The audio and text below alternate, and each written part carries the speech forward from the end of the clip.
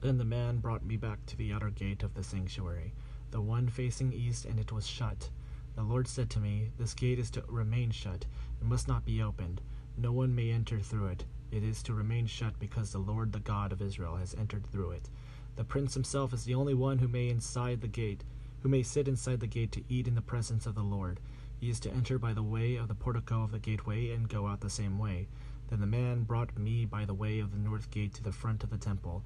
I looked and saw the glory of the Lord filling the temple of the Lord. Then I fell face down. The Lord said to me, "Son of man, look carefully. Listen closely and give attention to everything I tell you concerning all the regulations and instructions regarding the temple of the Lord. Give attention to the entrance to the temple and all the exits of the sanctuary. Say to rebellious Israel, 'This is what the sovereign Lord says.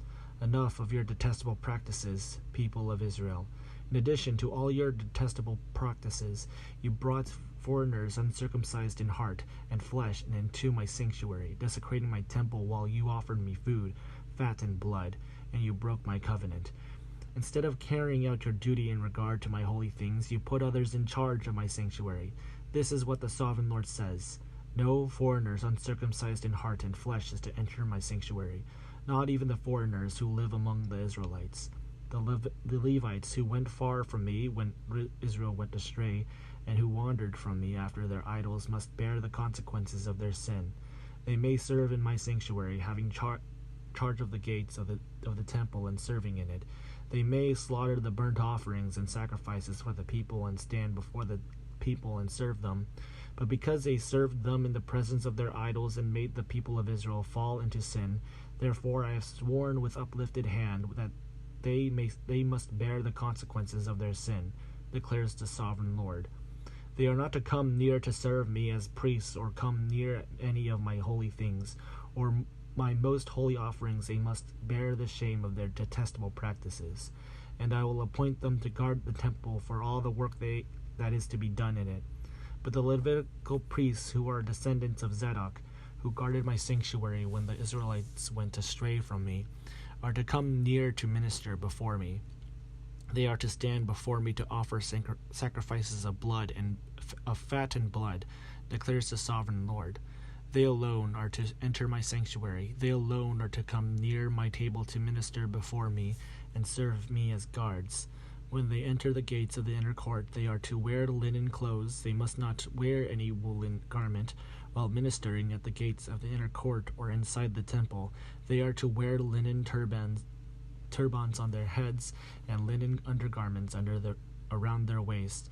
They must not wear anything that makes them perspire. Where they go out into the outer court where the people are, they are to take off the clothes they have been ministering and are to leave them in the sacred rooms and put on other clothes, so that the people are not consecrated through contact with their garments. They must not shave their heads or let their hair grow long, but they are to keep the hair of their heads trimmed. No priest is to drink wine when he enters the inner court. They must not marry widows or divorced women. They may marry only virgins of Israelite descent of widows or priests. They are to teach my people the difference between the holy and the common, and show them how to distinguish between the unclean and the clean.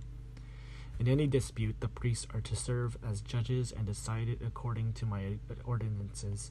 They are to keep my laws and my decrees for all my appointed festivals, and they are to keep my Sabbaths holy. A priest must not defile himself by going near a dead person. However, if the dead person was his father or mother, son or daughter, brother or unmarried sister, then he may defile himself. After he is unclean, he must wait 7 days. On the day he goes into the inner court of the sanctuary to minister into the sanctuary, he is to offer a sin offering for himself, declares the sovereign Lord. I am to be the only inheritance the priests have. You are to give them no possession in Israel. I will be their possession. They will eat the grain offerings, the sin offerings, and the guilt offerings, and everything in Israel devoted to the Lord will belong to them. The best of all the first fruits and of all your special gifts will belong to the priests. You are to give them the first portion of your ground meal, so that a blessing may rest on your household. The priest must not eat anything, whether bird or animal, found dead or torn by wild animals.